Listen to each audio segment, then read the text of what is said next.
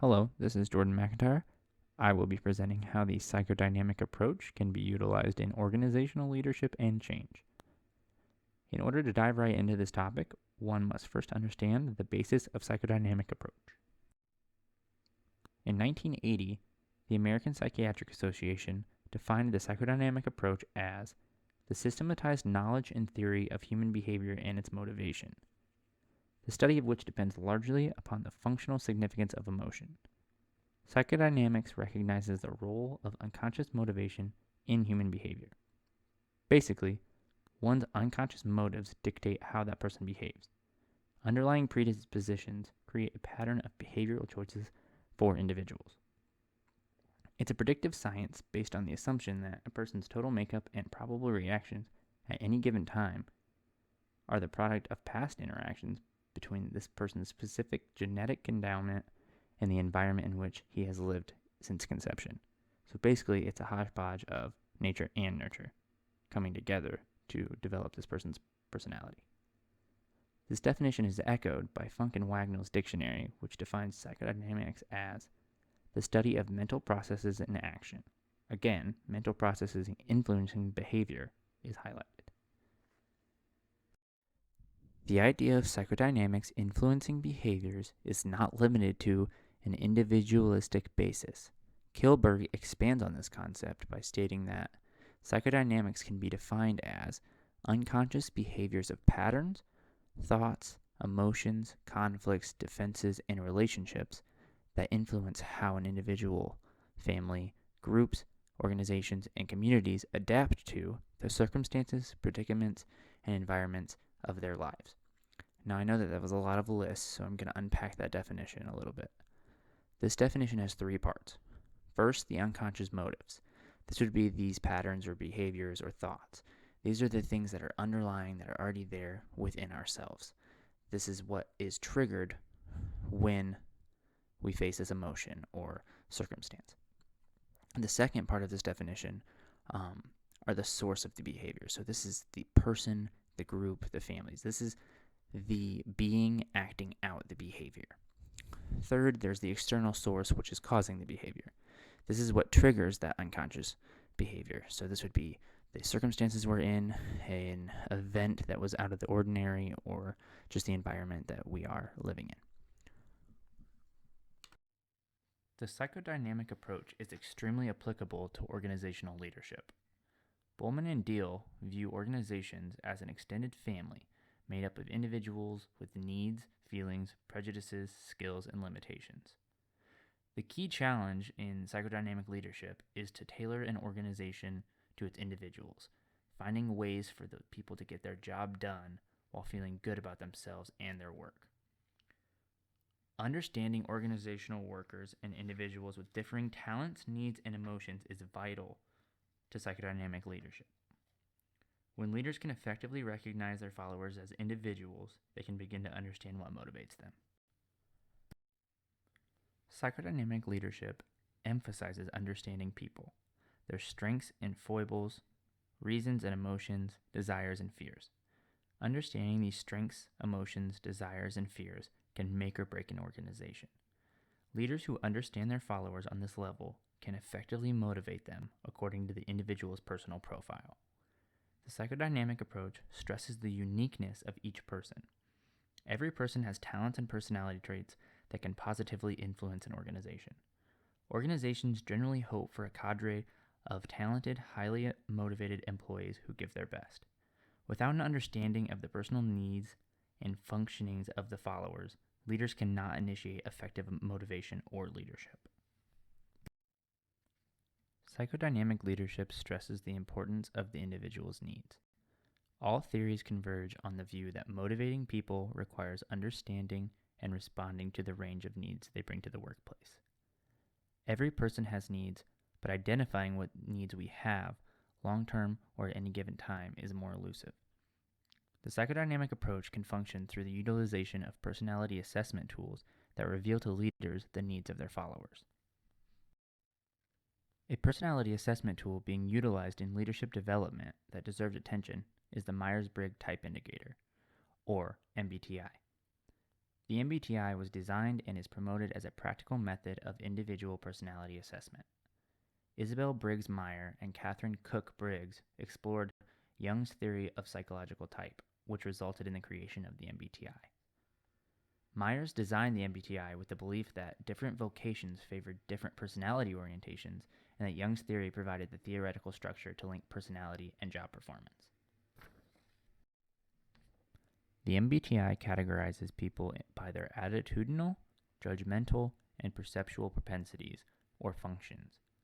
Each of these functions is assumed to consist of two mutually exclusive components, one of which is the dominant feature of the individual's personality. Individuals are characterized in 4 categories broken up into dichotomies. The attitudinal component consists of an extroversion-introversion dichotomy that represents the perpetual orientation of the individual. This means that the individual gains energy either through the outer world or the inner world. Extroverts gain it from the outer world, while introverts gain energy from the inner world. The perceptual or information gathering function consists of sensing and intuition process. Sensing gain information from the facts and what they see at face value. Intuition tends to look at things big picture and make assumptions. The decision-making component of the personality can either be thinking or feeling. Thinkers make decisions based on logic, while feelers tend to use their emotions to guide their decisions. The structure orientation dimensions indicate whether rational or irrational judgments are dominant when an individual is interacting with their environment. Specifically, the judgmental person will tend to use thinking and feeling processes, whereas the perception type person uses sensing and intuition processes. The judger is more likely to be schedule-oriented and tidy, while the perceiver is more likely to go with the flow and tend to be more messy. In its basic form, the test consists of a series of forced choice questions that represent behavioral preferences. For example, at a party I like to tell jokes or listen to others, as well as preferred self-descriptive adjectives, for example, daring or cautious. The results are then tabulated to indicate preferences for each of the 4 scales: extroversion and introversion, sensing and intuition, thinking and feeling, judgment and perception. The individual is provided with a profile consisting of 4 letters, for example, ENFP, that represents the preference for each type dimension. Because each scale has 2 preferences, there are 16 potential personality types. The Myers-Briggs Type Indicator is by far the most widely used and studied psychological test today, with over 3 million people a year completing the assessment instrument. Organizational leaders are utilizing this resource for many different purposes. Human resource managers, trainers, and executive coaches use the MBTI in a variety of ways. It is usually in a workshop format or part of a leadership development program. In these workshops, individuals learn the fundamentals of type theory. For example, what their types are, how to identify their dominant and least developed functions, and begin to appreciate type diversity so that different types can work more effectively together in a team.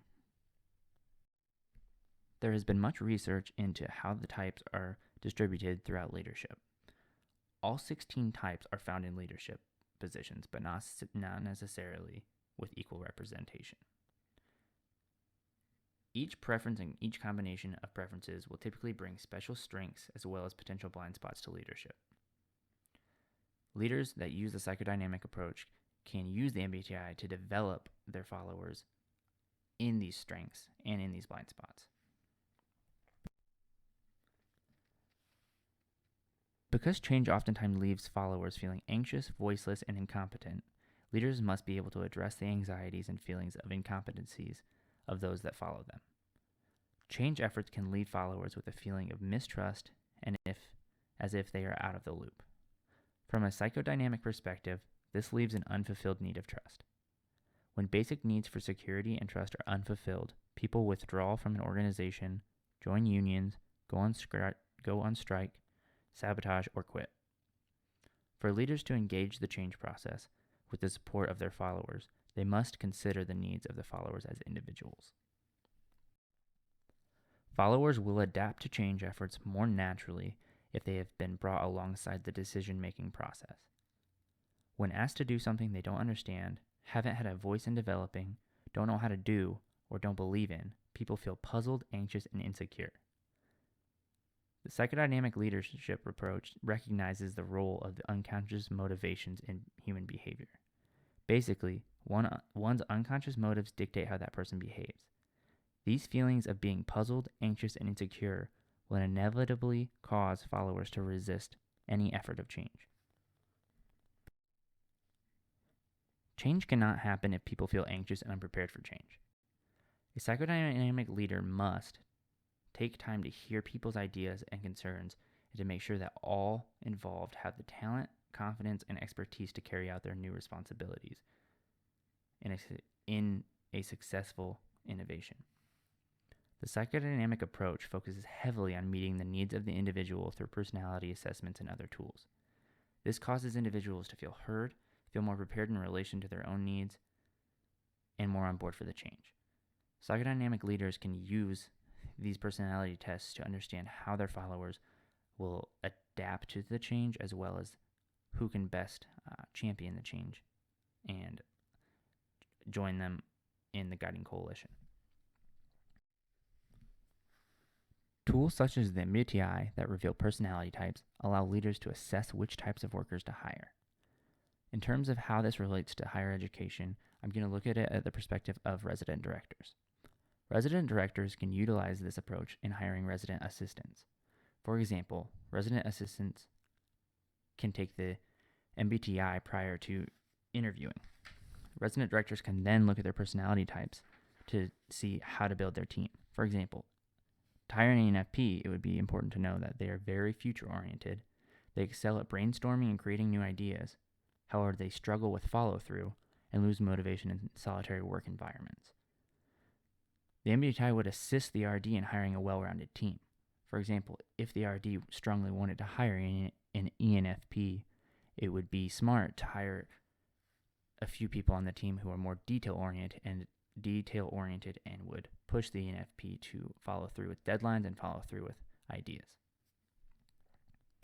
Thank you for listening, and I hope you enjoyed it, and feel free to comment. I will try to get back to you by Sunday. Thanks.